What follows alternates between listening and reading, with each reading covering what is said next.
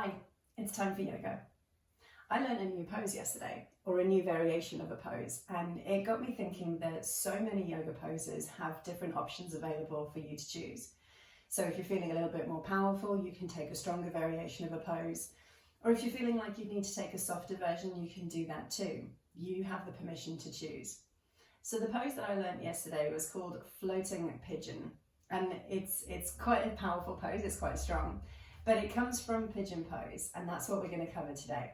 If you have a prop or a block or a thick hard back book or even a rolled up blanket, that's going to be quite useful for today's practice. So grab that and we're going to start lying down on our mats. On our back, just come to rest. Find a position for your feet and your arms that's comfortable. Give the lower back a little wriggle and lay the arms down on the ground. As ever, we begin this first section of the practice to let go of any outside distractions and bring your attention and your awareness onto your mat and into your body. Now, Pigeon Pose is generally regarded as a lovely deep hip stretch, so we'll do some hip mobilization to prepare us for that. We'll start by taking the right knee up towards the chest, taking a hold of the front of the shin and pulling the knee tight towards you. Enjoying a little stretch through the hips. Then take the knee to the outside of your rib, to the right hand side. You might start to notice a little stretch in the inner thigh. And we're going to do the same with the left leg. So extend your right, draw the left knee in towards your chest, squeeze it tight, pause for a moment. And then take the knee towards the left hand side of your ribs, a little wider, a little lower if that's comfortable. Good. Now take both knees in towards your chest, give them both a squeeze.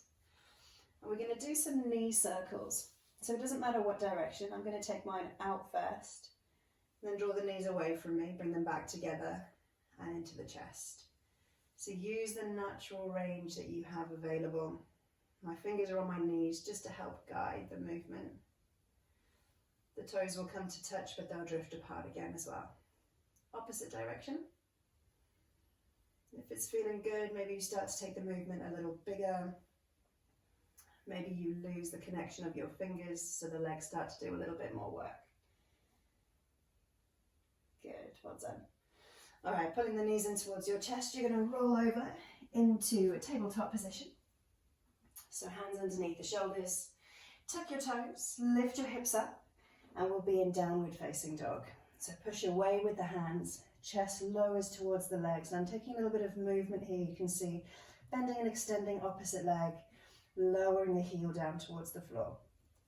And I'm going to take my right leg, lifting it up and back, bending the right knee so the heel comes towards my hips. And I'm going to keep that same right knee bend, but bring the knee in towards the chest, out wide, lifting it up as high as I can, and then into its first position. Let's go again, knee to chest, out wide, lifting high and into the first position.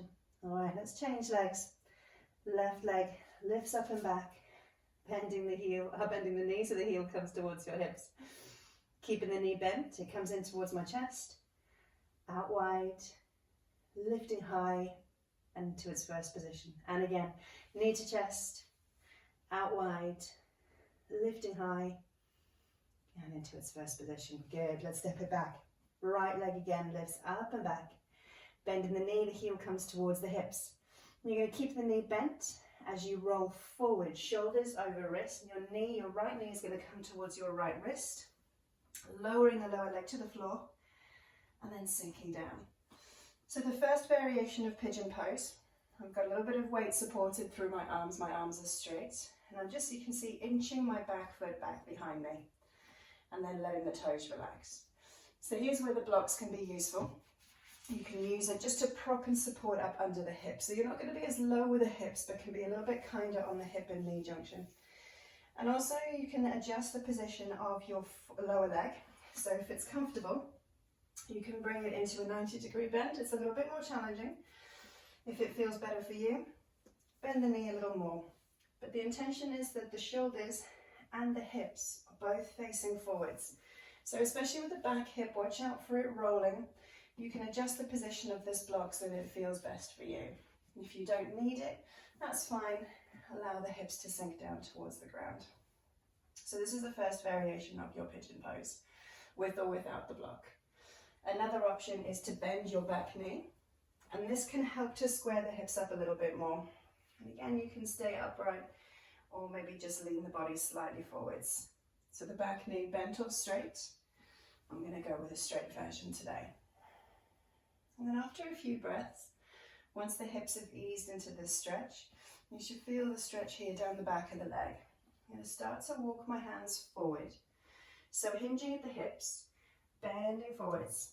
And I'm coming up to my elbows at first. Again, just allowing the hips a little bit of time to adjust. So I'm making my way into sleeping pigeon. And another option for your block here is that you can use it to just prop the head, taking some of the weight from the upper body, allowing the rest of the muscles to relax.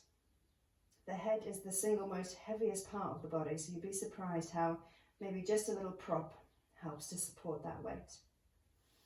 And most blocks give you the option to adjust the height as you need so that you can lower down. Now, of course, you don't need the block. You can prop it out of your way, taking the elbows wide and then leaning the body down if that feels good. This is sleeping pigeon. Normally you can stay here for as long as you want, really. 5 breaths or more is recommended to allow the muscles time to relax. We're gently going to push away. So framing your knee with your hands, spread your fingers wide, tuck your back toe, lifting up the hips and stepping back into downward facing dog. And if you need to, take a little bit of movement again, bending and extending each leg. To the left leg this time, we'll lift up and back, bending the knee, pulling the heel towards your hips. And then as you rock forward, the knee stays bent, but it comes in towards your chest. And then left knee to left wrist, position the foot ahead of the hips, and then just inch your back foot away from you, giving your hips some space. There we go. So you've got the same choice. You can take this block here, prop it underneath your hip, just to give you that little bit more stability, balance and stability, new word, stability, with the intention again that the shoulders are forward and the hips are forward. So it's this back leg swinging out. Watch out for that hip opening. If you can, square them. Of course, you don't need to use the block. You can prop it out to the side again, allowing the hips to sink down. So in its upright position, it's likely to give you a little arch in the back as well. And if that happens, we always just want a little bit of firmness through the front of the body, a little bit of tension through the abdominal muscles for support. As and when you're ready, you can start to make your way down, maybe the elbows at first, just supporting the body. And you've got the same option of using the block just to prop up the forehead, taking some of that weight and that tension. And instantly, as soon as I put my forehead down, my shoulders start to relax. And maybe you don't use the block, or maybe you use it on a lower setting. Obviously, the lower you come, the chest starts to come closer towards the ground. And in reclined pigeon, it does encourage the shoulders and the hips to square a little bit more. So if I exaggerate upright pigeon, there is the tendency for the back hip to roll out. But as I come forward and down, you'll see then that the hips start to square towards the ground.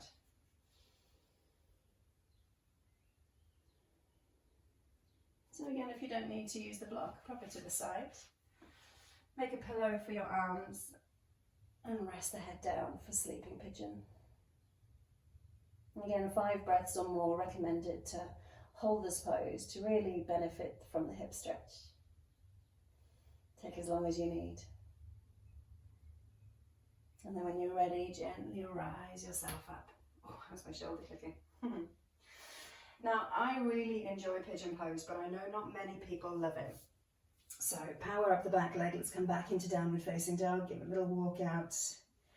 It's quite a challenging position for both the hip and the front knee. So if it's a pose that you think, oh, I really don't enjoy it, let me show you a different version. We're going to end there today. Rise up onto your toes, sink down onto your knees, and we're going to roll onto our backs, similar to where we started today. So just gently making your way onto your back, lying down, but this time keep your left knee bent. You're going to lift your right leg up towards the sky. The right knee is going to go wide as you bring your right ankle to your left knee.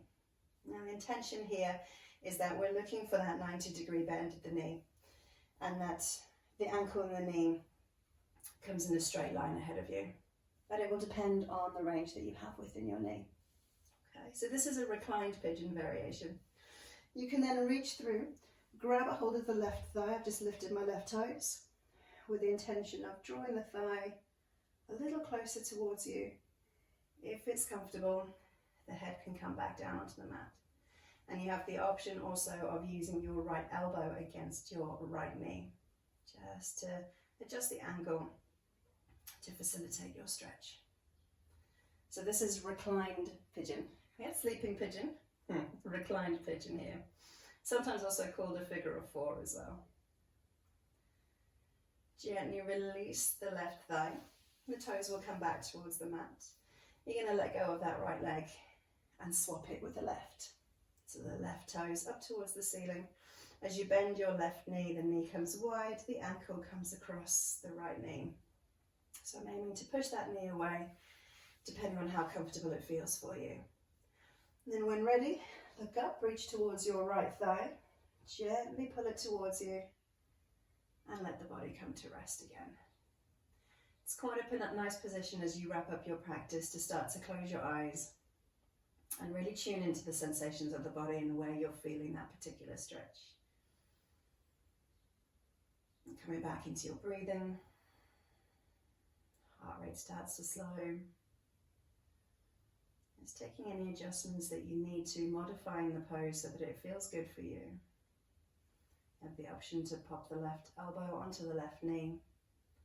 Maybe you can draw the right thigh a little closer towards you.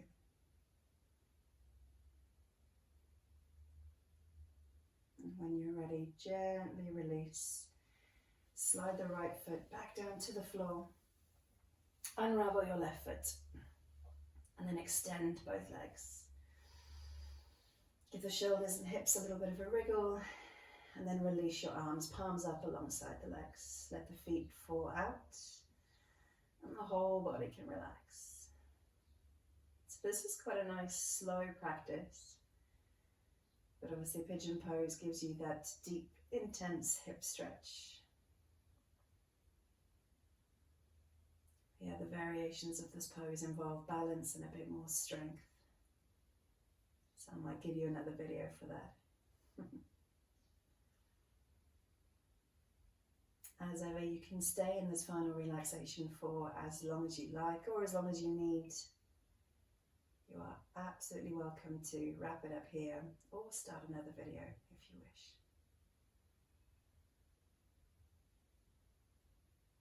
When you're ready though, you can slowly make your way back up to sitting, knees to chest, roll to your side, and then use your arms to guide you back up. So thank you again for joining me for today's video, and I hope I will see you again soon.